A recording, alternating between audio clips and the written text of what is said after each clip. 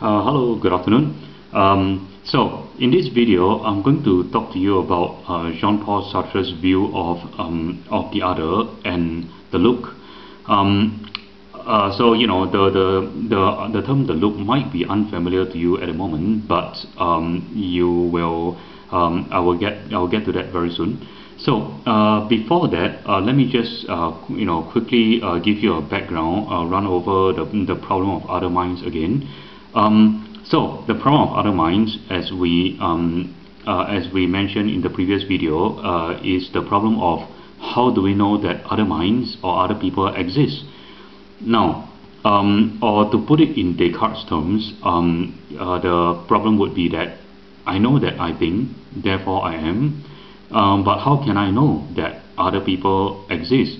Because I think, therefore I am, only gives me access to my own mind. It doesn't allow me to observe or experience other people's minds. So how can I know that there are other minds out there if I cannot observe or experience those minds?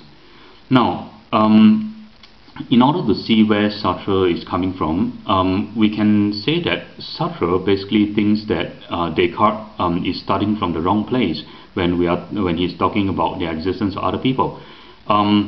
Very simply, we can say that for Sartre, we don't actually know that other people exist. We become aware of other people in a very different kind of way.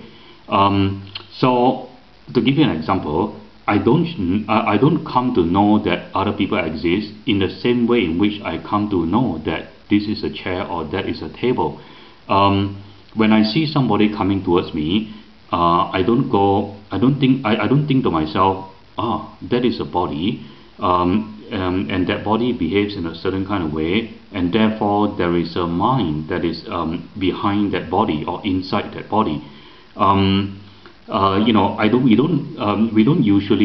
don't use this kind of argument by analogy when we become aware of other people. We just become aware of other people in a much more basic and immediate and primordial kind of way. So again, to repeat myself, we don't actually become aware of other people in the same way in which we become aware of inanimate objects like tables or chairs or phones. So, to introduce a bit of terminology, Sartre believes that there is a distinction that you can draw between reflective consciousness versus pre-reflective consciousness. Later in the semester, when we look at Sartre in more detail, I will actually talk more about this distinction between reflective and pre-reflective consciousness. But for right now, let me just say that reflective consciousness is the sort of consciousness that comes to us when we know about objects in the world, like tables and chairs and things like that.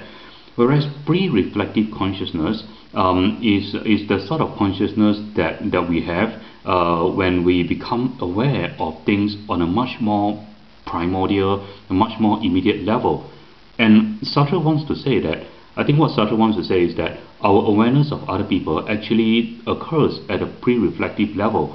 It is not something that happens on the reflective level. I don't look at a body coming towards me and reflect to myself, this is a body, therefore it is a person. That's not what happens. That would seem very strange, right? When I become aware of a person coming towards me, this awareness is something that happens much more immediately. When I see a person coming towards me, I am aware immediately on a very immediate and primal level. I'm aware immediately that this is a person. I don't need to go through this process of saying this is an object and therefore there's a mind behind it, and so on and so forth. So all of this is by way of background. So Sartre's view is that we can see Sartre's view as trying to explain how it is that we become aware of people at this pre-reflective level. So, okay, so let me get into Sartre's main story. So again, to repeat myself again, Sartre's view is that we do not become aware of people as objects like chairs and tables. We become aware of them in a different kind of way. But how? how is this different? How is my awareness of other people different from my awareness of objects like chairs and tables? Well, let me tell you a story that Sartre actually tells in the reading. So in the reading for this week, one of the readings for this week, which is titled "The Look" by Jean-Paul Sartre, he tells this story of being in a park. So here's how the story goes. Suppose I'm walking in a park, right? I'm walking in a park, and at first I'm alone. There I don't see anybody else in the park. So I'm just walking in a park, and then suddenly I turn my head in a certain direction, and I see this man sitting on a bench across the lawn from me. Now what happens when I see this man?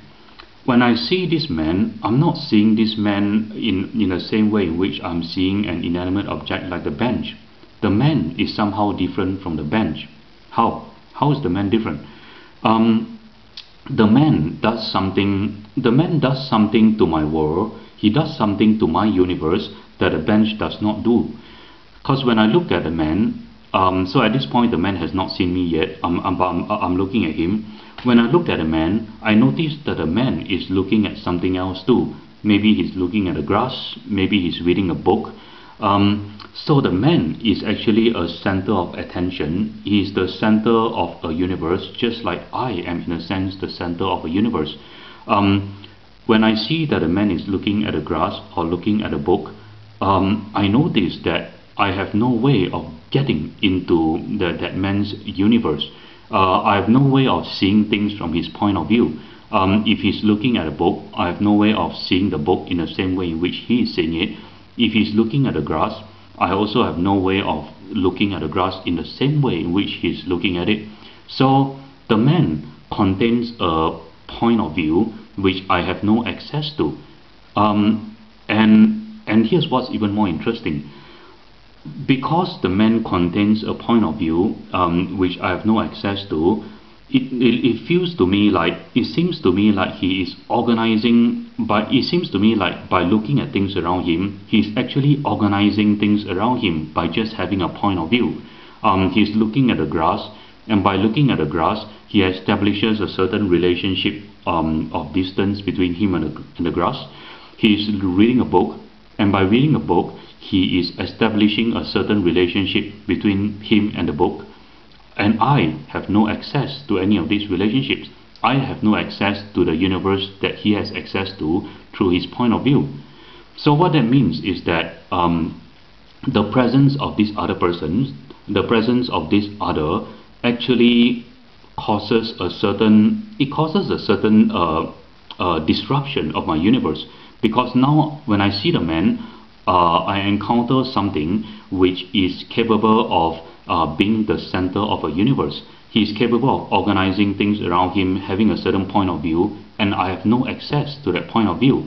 And so that actually is a disruption, or more precisely, a disintegration of my universe, because it is a point of, again to repeat myself, it is a point of view which basically takes away from my universe, is a point of view which I have no access to.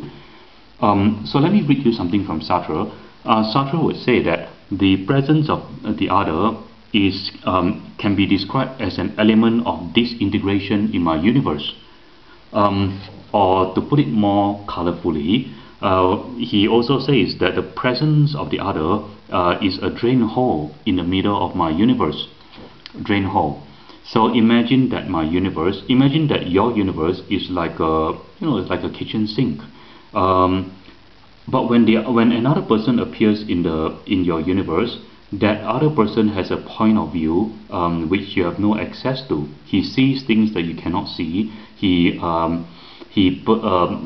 regards the world in a way that you have no access to. And by doing that, you notice that he is a place in your universe which is basically taking away and draining away your status as the center of the universe. So he is like a drain hole or a sinkhole in the middle of your universe that takes away something, so that you are no longer the center of your universe. Okay, so this is all very, very thought-provoking. But let me just sum this up very quickly for now before I go on to the next point. So what Sartre is basically saying to Descartes is that, you know, we don't actually become aware of other people by knowing that they are people. We become aware of other people by becoming aware of a disruption or a disintegration in our universe. It is this disintegration. This disintegration is something that happens against our will. I mean, when I was in a park, I didn't choose for the man to appear in the park. It is something that happens against my will. So this disintegration is something that happens against your will. It is something that you have no control over. It is something that you just have to accept as a fact of the universe, as a fact in the universe. So, and what Sartre is saying is this, precisely this, that we become aware of other people through the disintegration, through the disintegrative effect that they have on our universe. Okay, so the other is to be regarded. We become aware of the other through the disintegration that they effect in our universe. So in a sense, Sartre is very different from Descartes, because Sartre doesn't believe that we have full control over our universe. Things happen, other people appear, they disintegrate our universe, and there's nothing we can do about it. Okay, but there's more. So far, with the example of the man in the park, we have been, the story has been proceeding in such a way that the man hasn't seen me yet. Maybe the man will never see me. Maybe I'll just, go away. But what if the other person were to turn and look at you? What happens then? So there is another story from Sartre that is not in the readings, but I think that I'm going to tell you this story anyway because it's actually a very interesting and illustrative story. Now, imagine that I'm standing behind a closed door, or rather, I'm standing in front of a closed door, and I am crouching down and peeking through the keyhole into whatever's happening behind that door. Don't ask me why I'm doing that. Maybe I'm jealous of somebody, or maybe I am curious, or whatever, or maybe I'm just a voyeur. It doesn't really matter. The fact of the matter is that I'm peeking through the keyhole at something that's happening to people behind the door. Now, as I'm doing this, I am very sure that nobody has seen me. I'm very sure that I'm alone in the hallway, right? So I continue to look. I'm totally absorbed in whatever it is that I'm seeing behind the door. But suddenly, as I'm looking through the keyhole, totally absorbed in the looking, suddenly I hear footsteps behind me, and then my heart races, and I realize, oh gosh, I have now been seen by somebody. I haven't even turned my head yet to look at who's coming up the hallway. I just suddenly become aware that somebody is coming up the hallway. Somebody has seen me. Oh no, what do I do? Now, in this very instance of the oh no, what do I do? Notice that something has changed. I now realize that I'm not alone in the world. I now realize that there is another person. Not only that, I realize that he has looked at me, and he's probably looking at me as he's walking up towards me. Suddenly, when that happens, I become afraid. But at the same time as I become afraid, I also realize that something has happened to my freedom. I'm no longer, in being seen by another person coming up the hallway, I'm no longer free in the same way in which I was before. But why? Why am I no longer free? I mean, it's not as if somebody has tied me up or anything like that. I'm still free to move my hands, my legs, and do whatever I want. I'm free to run away or to confront that person if I want to. But why am I not free? What has changed about my freedom? Well, what has changed is this. I suddenly realized that because somebody is looking at me,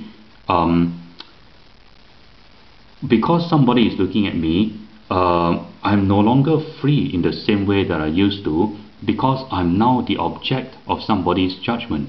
That person is looking at me, he's probably judging me, And now that I'm the object of somebody's judgment, I feel there is a very strong sense that something has changed about my world. I'm still free to do whatever I want, but whatever I do, I'm now totally accountable to that person who's standing behind me. I have to somehow justify the actions to the person behind me, whether I choose to do so by running or confronting him or whatever, it doesn't matter. But the fact of the matter is that my actions are not free in the same way anymore, because I now have to justify my being in the world to that person who's looking at me from behind. So we can also say that because I'm being looked at, because I am now the object of somebody's judgment, the world has become different for me. The world has become an alien place for me. Or I'm going to use Sartre's words here. So when the other person looks at me, when I become subject to the look of the other person, it causes my freedom to change and causes me to live in the world which is no longer my own, which is now alien to me. Now, what do we mean by alien to me? It is alien to me because while I am still the same physical being, I can still move my hands and legs and whatever. There's a sense in which I now feel that my freedom has been covered over by the freedom of the person who is judging me. I have to justify my actions to him one way or the other.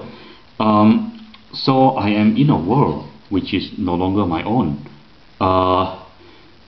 and that is what. And this state of being in a world which is no longer your own is what Sartre calls alienation. Now, to alienate actually is very closely related to the word separate. So to be alienated is to be separated, but separated from what? I think we can say that, we can say that what Sartre wants to say is that to be alienated is to be separated from something which used to belong to you in some way. So when I find myself, when I become aware that I'm being looked at, that I'm being judged, I realize that I'm not free in the same way that I used to. I realize that I have been separated from a certain part of my freedom which used to belong to me. It is now gone. That part of my freedom which used to belong to me is now gone and is irretrievably lost, just because that other person has appeared and is now looking at and judging me. So this is actually the second step of what happens when we are in the presence of other people. The first step is with my first example. In the first example, there is another person in my environment, the person who's sitting on a bench in the park. He has not seen me, but even when somebody has not seen you, there is already a disintegrative effect on your environment. But when the person actually turns around and sees you, or to use a more dramatic example, when that person actually is looking at me, doing something which I would rather not be seen doing, don't you love how Sartre likes to use these dramatic examples?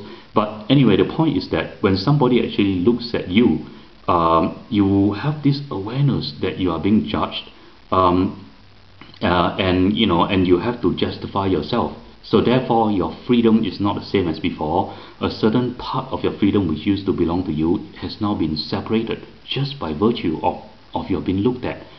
And it doesn't even have to be, to be looked at doesn't have to be in that situation where you are looking through a keyhole and doing something possibly shameful.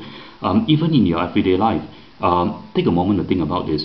When you are in the presence of other people, do you find yourself thinking of yourself differently? Do you find yourself subtly behaving differently? I'm guessing the answer is yes.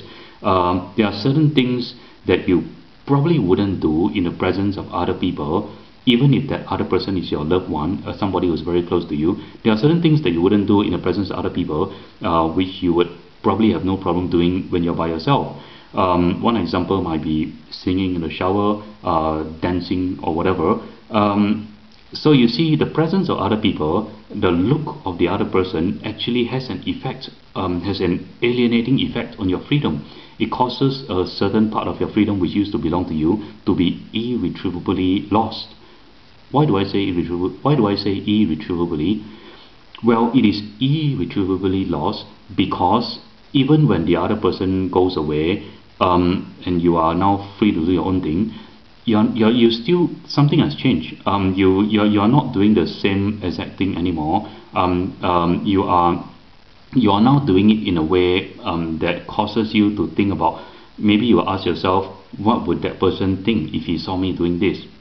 Sometimes we very often find ourselves asking this question, and I think that is because what Sartre would say, that is because the presence of the other, even if the other is not always present, the presence of the other changes the nature of our freedom permanently and irretrievably and irrevocably. So basically that's what Sartre is saying about other people. Sartre is saying that forget about the way that Descartes tries to solve the problem of other minds. That's really asking the wrong questions and barking up the wrong tree. We don't become aware of other people through knowing about them as objects and then figuring out whether they have minds or not. We become aware of other people in a much more direct kind of way.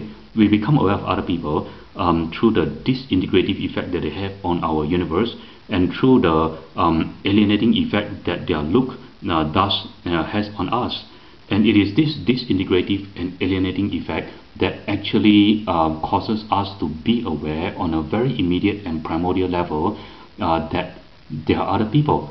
But this also puts us in a terrible situation because that puts us in the presence of other people, as I just mentioned earlier, also causes us to be in a state where we are permanently alienated from our own freedom.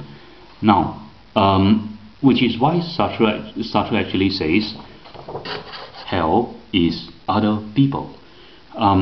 It's a bit extreme, I know, but think about it. I mean, there's a certain truth to it. I mean, if to be in a state of innocence, if to be in a state of like unfettered freedom is to be in a state where you are not being looked at by other people, if to be free in an unfettered way is to be in a state where there are no other people around, then that means that the appearance of other people actually takes away from that state of innocence. It is, to use a very biblical term, it is the fall. It is the fall from innocence. So the moment other people appear, which is pretty much every moment, that is where you fall from the state of total innocence and you fall into hell. So Sartre has a rather pessimistic view about other people. He basically says that it is impossible to be around other people without being alienated, and therefore falling into hell. So this is a terrible way to end a video. Anyway, but do think about this. I think that even if you find Sartre's views to be a bit pessimistic and dark, I think that there's a lot to what he's saying. So yeah, so take some moments to think about this, and I hope you enjoy doing those few pages of Sartre that I posted on Moodle. Thank you.